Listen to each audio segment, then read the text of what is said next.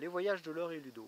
J'aimerais vous parler un petit peu de l'historique des voyages de Laure et Ludo et de l'esprit fondateur de cette société, puisque effectivement il y a 2 ans nous avons décidé de professionnaliser le fait de voyager dans des lieux qui sont peu connus, notamment en pleine nature, donc avec un côté extrêmement sauvage, et aussi avec l'objectif de rencontrer des personnes, des locaux, qui puissent bien entendu nous parler de leur vie au quotidien, de leur région, de ce qu'il y a à découvrir, etc.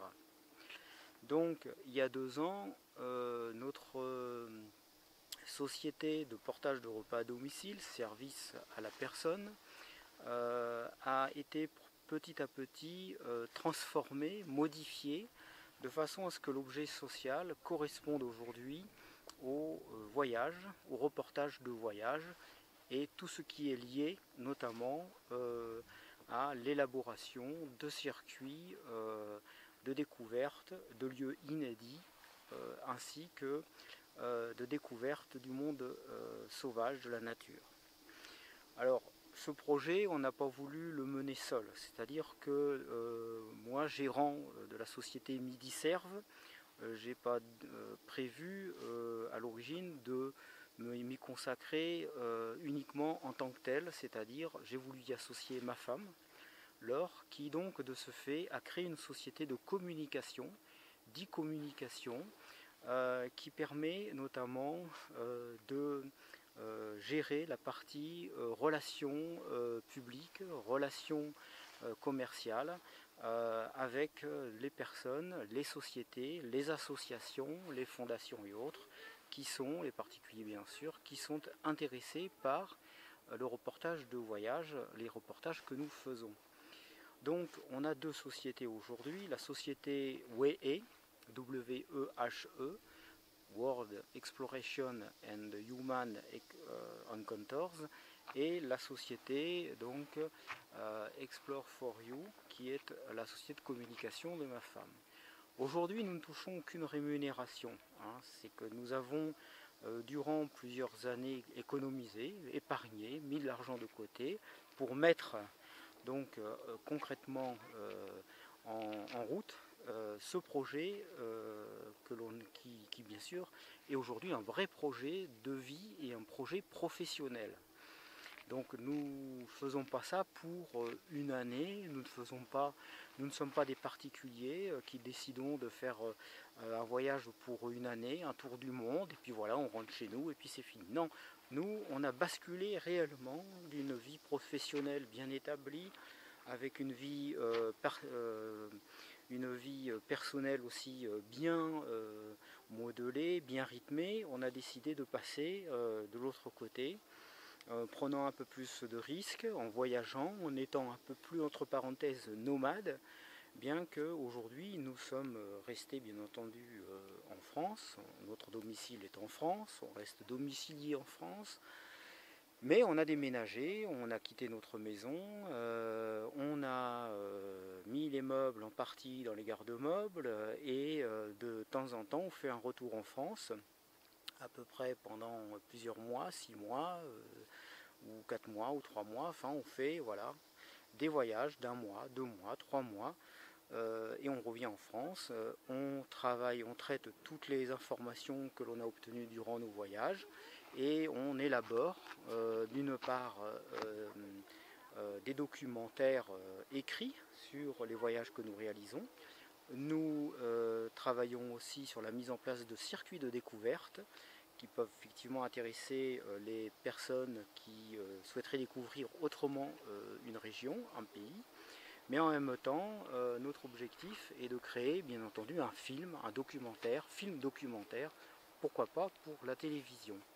Donc nous filmons tout ce que nous faisons, nous prenons des photos de tout ce que nous voyons, bien entendu en sélectionnant la qualité bien sûr de l'image qui est observée, et au travers de ce film documentaire nous voulons aussi montrer que voyager libre est possible, bien que lorsque l'on traverse des pays qui ne sont pas forcément aujourd'hui encore administrativement simplifiés, on peut rencontrer véritablement des difficultés pour obtenir des visas, pour obtenir des autorisations de circuler, pour y amener notre propre véhicule si on en a besoin, et bien entendu toute la partie réglementaire qui est nécessaire de gérer lorsque l'on voyage. Alors d'un côté, nous sommes bien entendu français, nous gardons notre domiciliation en France, nous sommes domiciliés en France, nous payons nos impôts en France, nous gagnons nos revenus en France, etc. Par contre, nous voyageons, nous quittons bien sûr la France quelques mois pour voyager, pour faire découvrir à ceux qui sont intéressés donc de faire découvrir d'autres régions.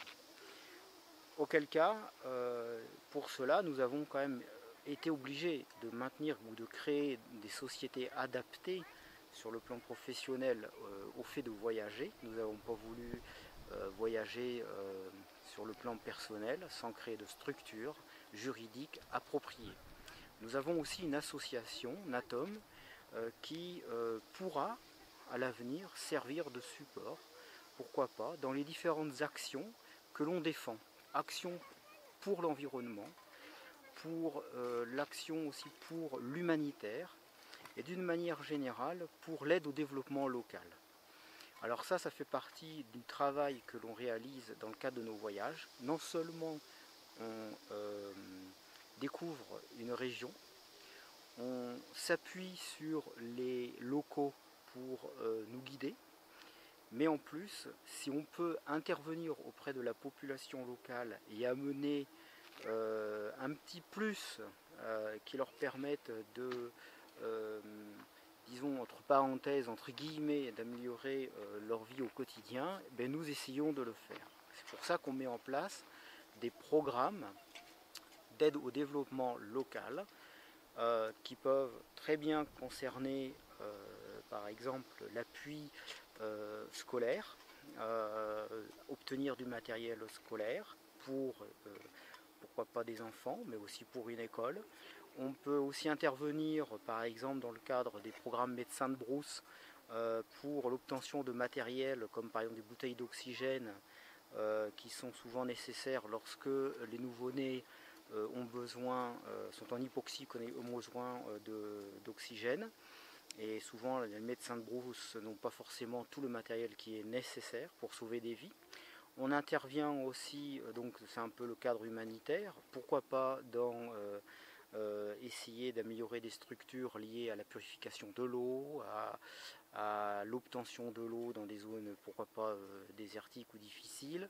Et puis aussi on essaye pourquoi pas d'intervenir sur des programmes liés au combat de différentes maladies que l'on peut, ou famine, disette, maladie, enfin voilà, tout ce qui est vraiment lié à l'humanitaire. Au-delà de ça, ça peut être aussi une aide à la restauration du patrimoine naturel, mais aussi du patrimoine culturel. Donc voilà, on a un gros, je dirais, pavé dans le projet qui est l'aide au développement local.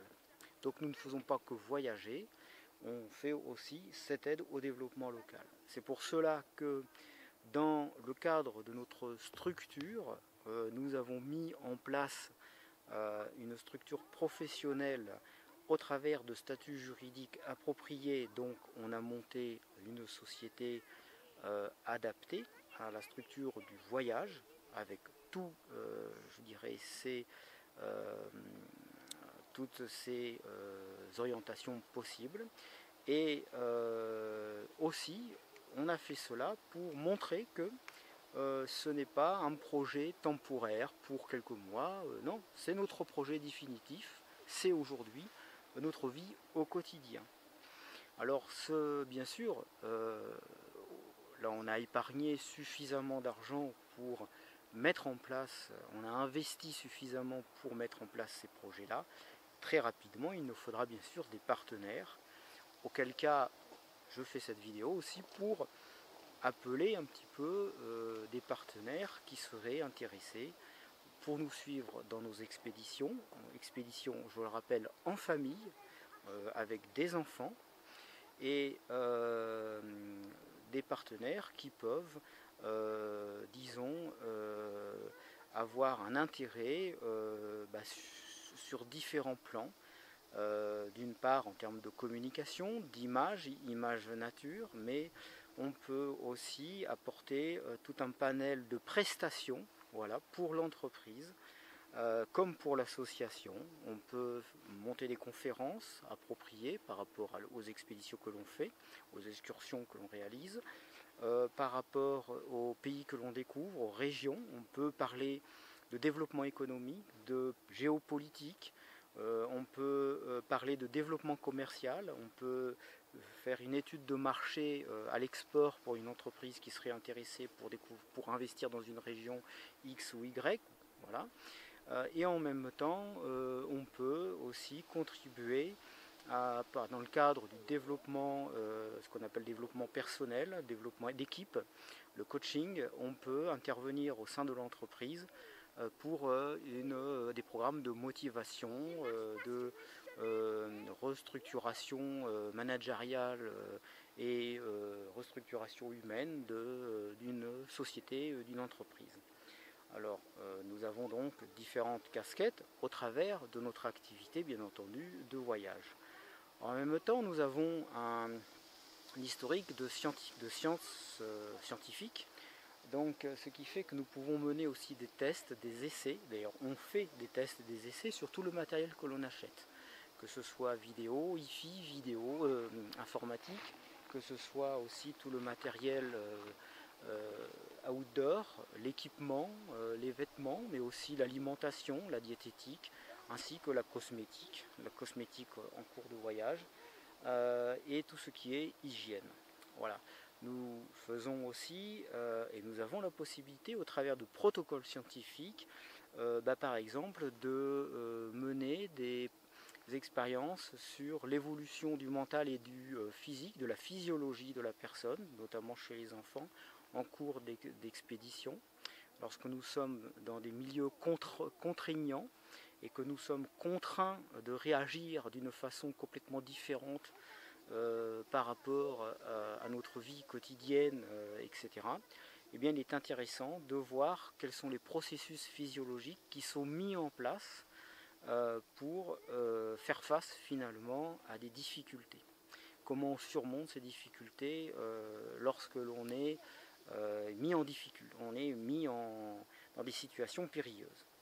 Voilà, donc on peut mener des tests, des essais, on peut faire aussi des prélèvements, des mesures physico-chimiques pour par exemple connaître un petit peu l'évolution de l'environnement. On peut aussi s'intéresser à la qualité de l'eau dans les différents environnements que l'on traverse, et on peut aussi faire des relevés par exemple biologiques concernant la présence d'animaux ou pas, etc.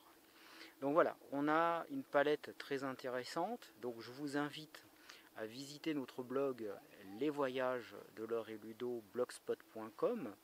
Vous pouvez retrouver aussi des informations sur notre compte Facebook WEHE, donc WEE, donc 2 fois. Et à partir de là, vous pourrez très bien nous contacter en message privé si vous le souhaitez, pourquoi pas qu'ensemble nous puissions travailler sur le voyage, l'esprit de voyage, et sur les différentes expérimentations ou expériences que l'on peut mener pour vous. Donc je rappelle aussi que nous pouvons travailler pour des professionnels du voyage, puisque vous savez aujourd'hui, dans le cadre du tourisme, eh bien, tout le monde va dans les mêmes endroits, visite les mêmes choses. Or nous, on découvre des choses très très intéressantes, des régions vraiment incroyables, des sites complètement époustouflants, parce que nous osons sortir des sentiers battus. Voilà. Et enfin, nous faisons des rencontres avec des gens qui sont extraordinaires, qui ont plein de choses à raconter, leur vie au quotidien. Et là aussi c'est pareil, c'est très intéressant, pourquoi pas, pour les médias, hein, pour leur montrer que l'information n'est pas forcément celle qu'on diffuse toujours au journal de 20 heures, hein, qu'il y a une autre information, qu'il y a un autre monde qui existe que celui que l'on veut bien diffuser au travers de la télévision, au travers aussi des médias d'une manière générale, sans les critiquer bien entendu. Donc j'appelle aussi les médias à tout simplement venir nous rencontrer pour que l'on explique clairement ce que l'on fait, et pourquoi pas diffuser nos reportages documentaires, nos vidéos. Voilà, donc c'était Ludo, les voyages de Laure et Ludo, avec Victoria, Elena et Louisa. Et là, je vous fais cette vidéo depuis la Finlande de l'Est. Je reste un peu vigilant, de temps en temps je m'arrête de parler parce qu'on est dans une zone à ours. Et quand on entend des craquements, on lève les yeux et on fait attention. Voilà. Donc à très bientôt et j'espère vous revoir sur le blog ou sur Facebook. À bientôt. Ciao.